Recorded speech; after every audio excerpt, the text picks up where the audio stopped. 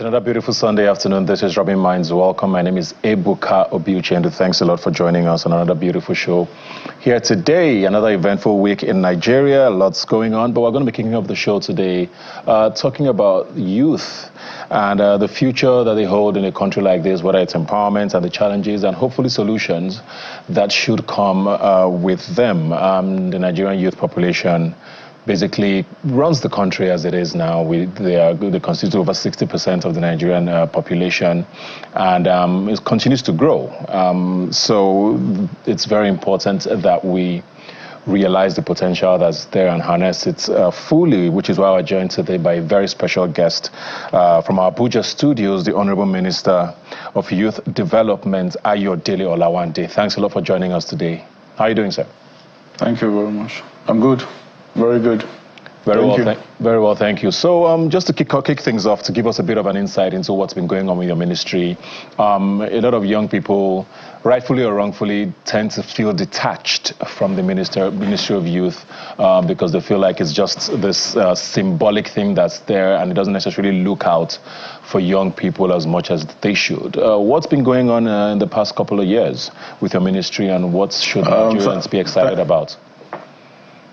Thank you very much. I agree with you that, because I'm also coming from that demography, I agree with you totally that the young people feel disconnected from the government, and that is why the president of the Federal Republic of Nigeria go into young people to own the ministry, to change the narrative of what it has been before.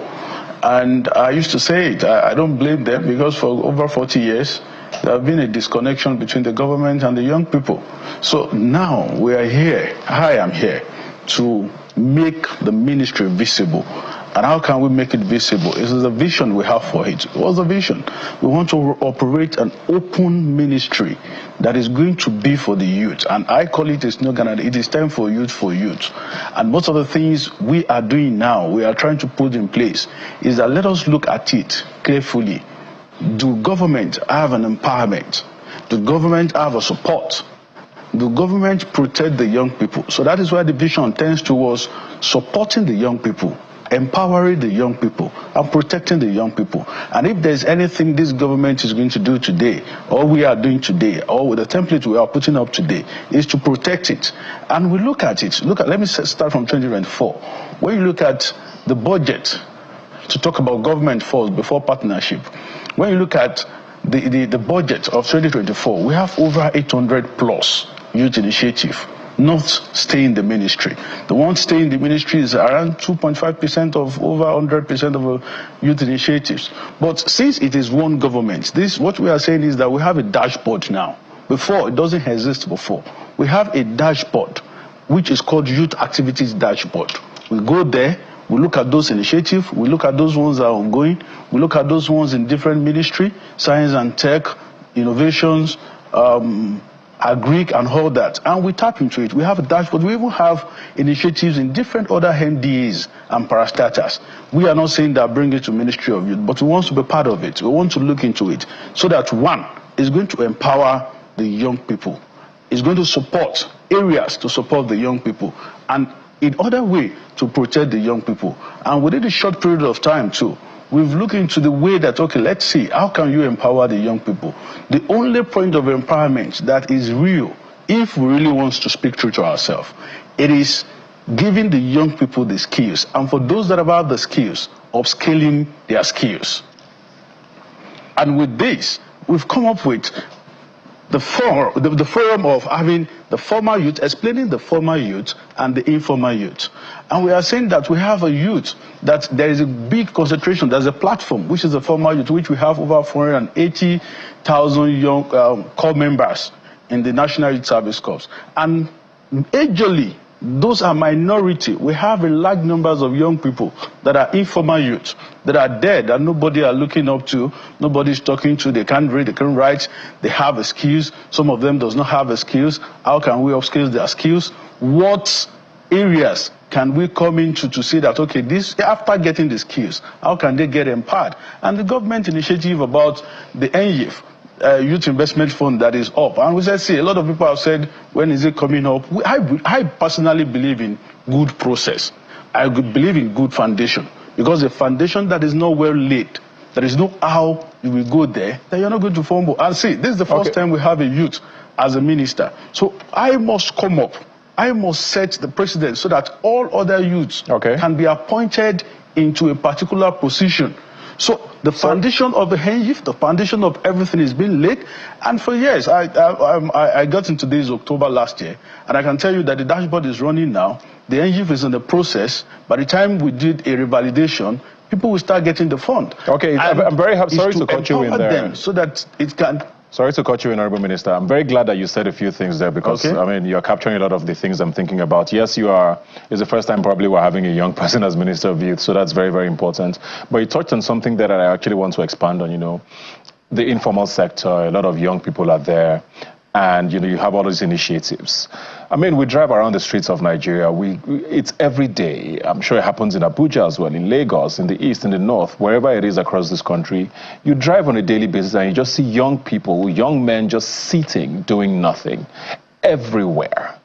Everywhere. And the constant talk is about the fact that this is a ticking time bomb if these people are not engaged, gainfully employed, whether it's with skills or whatever it is. So I like the fact that you're talking about these initiatives, but a lot of these people don't know that these things are happening. They don't even know how to find out that these things are happening. So I guess the thought is there has to be a deliberate attempt to get these people off the streets. How is that going to work? Yeah, thank you very much. You will recall that there is a slogan of a campaign that I tell you the other time. I spoke about it, but I think in different occasions. And as I was Minister of State for Youth before. And when I was Minister of State for Youth, I asked myself, when I'm to talk to myself, that I'm a product of those people that we are talking about. Majority of people like me started from the street. We're outside there, we halt, we do a lot of things to make life easy for ourselves, the little way we can. So the major important thing that we are going forward to, because of the policy, because of the ministries, because of how the government works, that we are going to is serious engagement. And that is why collaboration, we are setting a space by in the next 2 months. And that is why I don't want to come here or come on any this thing without a figure or without saying that this is what we've done, this is what we are going to do. No. These are the things we are in now. So we are putting in collaboration, and it's because of the arm of the government. When you have a federal government, you have a state government, you have a local government. We are proposing to have a greenhouse where we are going to have an interactive sections within the artisans in each local government. We want to see how we can have a youth 2 skills, and we want to see how we can have a local government a product. And how can we get this? We need an aggressive engagement. We are going to that. We are going to kickstart some in Akwa Ibom, Pick 22 in different states, like a startup, collaborate with all the commissioners. And there is no how you can get an engagement, even the road of Lagos, Abuja, or whatever, if there is no collaboration within the arms of the government. And that is why we are putting it through now. That, see, it is time to collaborate. Even the ministries in the state, any ministry of youth in the state must be active. It is Ministry of Youth Development or Ministry of Youth Development, Talent, and all that. And it's still based on youth. And even with the programs you do, I can tell you for free that the large numbers of Nigeria watch Big Brother Nigeria when it starts. And what they put into it, every household in the local area wants to watch it. So we are putting up to collaborate with a large numbers of you, probably in the media, enough media, in the local government, having youth greenhouse. Just come to the greenhouse, come and tell them what you want to do. We want to engage with you. And part of it is the forthcoming, that is coming very soon. By this week, there's going to be a message to Nigerian youth about it, is a confab that is going to come up. We are going down to the grassroots. It is not as business as issue. It's not about staying in Abuja and you want to know everything that happens. No. What happens in Kano is different from what happens to the young people in Ondo, where I come from. It's different from what happens to people in Bayelsa, in the south-south, and the southeast. We need to harness this thing, bring it together, look at for broad solution. And the major solution, the major problem that we are facing is unemployment. So how can we tackle unemployment? Is when we have growth. How can the growth comes in? the capital and the human capital. Is the president dealing with the human capital? Fine. The capital, fine, yes. You can see that now we said no student should go out of school because he cannot pay school fees. If the state government is doing their own, the federal government is doing their own, there's internal collaboration, it is going to work well. They are going to get off street. Most of the people that are on the streets selling waters and all that is because they cannot pay school fees. But now we are saying, if you cannot pay school fees, go and get the student loan. And any government that is talking about getting student loan is telling you that even before you are done with the school, there is a preparation, there is a level of grant, that the capital building of a country, economic balance of a country to create an enable environment for the young people to thrive. Okay. So we are moving into greenhouse. Very soon it's going to be active, that we engage directly through the commissioners of the youth, SSA, to the governors, community development, others, donor agency, and everybody. Okay. We put ourselves and we go back to the grassroots. All right. I'm so much concerned about the grassroots, which are the informal youth. I just want to pivot a bit. When Sorry to cut you because we're trying to just manage our time. Apologies there. I just want to pivot a bit now. And I know this might not necessarily be under your purview, but I mean, probably in collaboration with the Ministry of Education, we keep hearing all these figures, you know, about the number of out-of-school children in Nigeria. Sometimes we hear, I think from the UNICEF, they say 1 in 3 children is out of school. That's close to about 12 million or over that. If you include secondary school students, it goes about 20 million people, or 20 million young Nigerians who are out of school. If you look around the world, especially the countries we like to emulate, who have gone from underdeveloped to developed in a short period of time, they all focused on education, especially the Asian tigers we like to tout very often. We can't do this without educating our people, and there doesn't seem to be a conscious effort to do that. Now, it might be an education issue, but it is also young people who are affected, and it is the future of Nigeria. Is there anything the Ministry of Youth is doing in this direction to try and start reversing this trend? The numbers are, for want of a better word, ridiculous by global standards. The number of young Nigerians who have no education, none at all. Is the ministry doing anything about this? Thank you very much. The first thing is this. Then you ask yourself, what attracts you to education? One of those things that attracts some of us to education, to school, I remember the first day I stepped my foot in Christ School, Ado Ekiti. I look at my left and I saw uniform organizations and all that. You know, you get involved in different activities. You look at it, are these things still there? Do we even recognize them? Are those things, are the curriculums, is the education attractive? That's the first thing.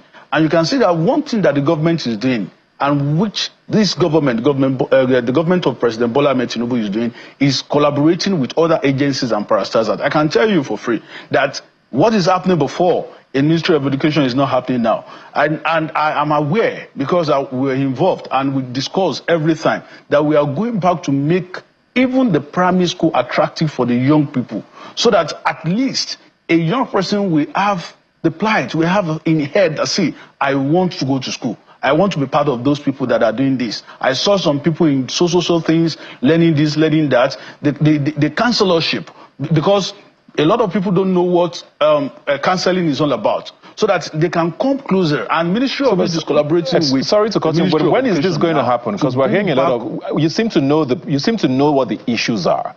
We're talking about, you know, what's going to be done. I mean, you're lining out a lot of the problems that we already know is there, and what was there before, and what should be fixed. A lot of shoulds is what I'm hearing from you. It doesn't seem to. I mean, whether I would like it or not, May 29th is a few weeks away, right? Sorry, let me just finish. May 29th is a few weeks away. 2 years of this presidency will be done. Election cycle, whether we like it or not, starts. And all of these things become very secondary. So it's very concerning that we don't seem to have anything concrete. Education line does not need to deal with election cycle. And that's one of those problems that we are facing as a country. You must section educational thing, whatever you want to do in education, whatever you want to do about young people should be young people, not because of election line. Nobody's going to use that to come and campaign. And we've said, see, if we cannot put the education sector to the youth, which is the foundation of the young people, we can't get it right. And I'm saying that the Minister of Education is on with that, and that is what he's doing to put the educational straight, so that a lot of young people will have the upfront to go to school and said we want to go to school, and it depends on the geopolitical settings or geographics that we have. Is it in this place? Is it in this place? You must, and that is why I say that we are collaborating with Ministry of Education to make the educational attractive, to make the education of this thing attractive to them, so that they can be free to go to school and said we want to go to school. That's really to make it attractive to them, bring back all the lost glory, and make sure that the curriculum is being shaped to benefit the young people, that the Gen Z or whatever we call it, that are informed now. Can I hold you to a timeline? The mindset of going to school. I want to get a commitment from you. Do you have a target of what unemployment should be at the end of this 4 years? Do you have a target of what the number of out-of-school children should be at the end of this 4 years? You should have a number. You should have a target you're working towards. I can hear you. Can you hear me? I can hear you now. I said, I want to get a commitment from you. As the minister, I'm sure you have a target for certain things, right? I mean, I would be surprised if you don't. What numbers do you want to see with regards to unemployment? You can get what numbers? You can get a number from him. I mean, you have to have a commitment. What's your target for out-of-school children by the end of this 4 years? Target for out-of-school children for 4 years? Do you have a number? Do you have a number for unemployment you want to reach? Light on that. What about employment numbers? Employment numbers? Yeah, with all of these drives, you're trying to encourage entrepreneurship. In a wave, and I said, what we have in NIA, I call it an initiative that we're trying to put on, Nigerian Youth Academy. Our priority is to put skills to the young people. And we are saying in 2 years, we want to train, either train skilled or unskilled, or try as much as possible to upscale the skills of the young people. Like in 2 years' time, we want to see at least a youth in this country have 2 skills. And over 7 million youth can have the skills, because we have drawn the timeline. We are going to open it up both for the formal and for the informal. And we are going to collaborate with the state and the local government so that we can make it work. So it will be my joy to have a large numbers of young people having skills, fully empowered, and get fully empowered to make sure that in couples of months, they can also empower a lot of people. Great stuff. I mean, you said you came into power. I mean, you came into the office, sorry, just in October. So you've just been in for a few months now. A year in October this year, what do you hope to have achieved? Because, like I said, the task is daunting, whether we like it or not. To empower the youth, you have a lot of work to do. To support the youth, and to protect the young people. Sorry, can you take that again? To empower the young people, at large numbers that we can, to support the young people, and to protect the young people. Are there some sectors you're particularly looking at? Because we look at what's happening in technology, in the IT space. I mean, young people are doing amazing things there, in entertainment as well. Are there specific sectors you're targeting? I mean, agriculture is also a big thing for this government. Yeah, we look into 5 parts of it: youth in sports, youth in education, youth in agriculture, youth in tech, and youth in entertainment. So these 5, we are going to see what we can do to collaborate with other ministries, with what we have, to empower them. And we are going to look at our initiatives that we have also, that we are going to work with, like the NIA that I talked about, like internship, and with the NYSC, to change the view of the thing, so that the 1 year is going to be a 1 year of training, going out of the scheme, and get something to do. So we have, even if it is the number that you have in the NYSC, that's over 480,000. So we are looking at how we are going to engage them and make sure that they are empowered in tech, in agriculture, and education, and entertainment. All right. I guess we should just wrap on a final note now, because there's been a lot of, conversations around a lot of social vices that a lot of young people are falling into now, whether you talk about illicit drugs or things around that, you know. And I mean, you can blame it on the fact that people are idle and fall into these things. There's also an argument about legalizing some of these narcotics, because a lot of countries are doing that anyway, and there's even revenue to be made from there. Is this something the ministry is also looking at? Because a lot of young people need to be active, you know, to be empowered. Yes, let me say this, that, you know, we concentrate on unemployment, and I can tell you that also it is when an enabling environment is being created, that is when you see a lot of young people that they are going to think straight and to engage them so that they won't also get themselves involved in drugs. So it cannot be government only. All the things will also come from the parents, from the schools and all that. So we are working to have an initiative that we called Your Act, that's the Youth Act, which we are going to sit down, also partner with different agencies, UN and others, to make sure that we go back to the root where the problem is. You cannot just pick it from the fact that, okay, because they are not engaged, fine. That is why they are not thinking well, or they are involved in drug, they are involved in this and that. No, fine. When we engage them, when they know the right thing to do, and we must start from the root. That is why I said with education too, we are going back to the schools. We are going back to everywhere, to go out with NAS, National Youth Council of Nigeria, and all other groups, youth groups, to have an aggressive campaign that if you use this, it's not going to help you. If you do this, it's not going to do this. So that we can have a youth that is thinking. The mental health is very important. It's very important to us. And until when you have a youth that thinks straight, that does not take drugs, abuse, or all that, and that is when you can have a country, because it's their country, and the government is their government. So we are making it open. We are looking into it to see that, okay, what can we also do to make sure that the thinking act, to re-engineer and to rescope the brain of how they think about things, how we make sure that they don't use drugs and all that. So it's an aggressive campaign. So from now to the next 1 year, it is engagement, engagement, engagement. When you engage them, when you are not far away from them, when you have an open policy, when you are with your people and you know that they know that you are for them, which we are doing now. We run an open door policy. We want everybody. Ministry of Youth is not a ministry that you need to get an appointment before you see anybody. We are opened and we want to engage them. Go back to the grassroots and let them know that these are the things you don't need to do. These are the things you need to do. So we're also, by next week, the Ministry of Health is going to be launching a youth platform, on a platform that is involving the youth on mental health challenges. Okay. And we are doing the campaigns. We are partnering with people to make sure that we get this done. All right. Thank you very much, the Honorable Minister of Youth Development, Ayodele Olawande. Looks like you have a lot of commitments, a lot of work to do. So hopefully we can get you back here in October, when you would have been in office for at least a year, to get feedback on how things are going. Thanks a lot for joining us today. Thank you very much. Don't just stand there teasing me. Now it's time to show